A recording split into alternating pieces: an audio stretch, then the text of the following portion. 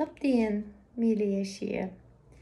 Šodien mēs paņemsim vienkāršu tekstu. Kas tu esi? Kas tu esi? Man ir brālis. Vakar mums bija saruna ar draugiem. Tēmats bija šāds. Kas tu esi?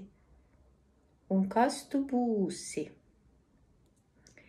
Vēl nesen mēs bijām skolēni, bet tagad jau esam studenti. Es un brālis esam filologi, bet mūsu draugi ir biologi. Vēlāk mēs būsim skolotāji. Bet kas esat vai būsiet jūs, mūsu lasītāji? Kas tu esi tagad? Tagad es esmu students. Kas tu biji agrāk?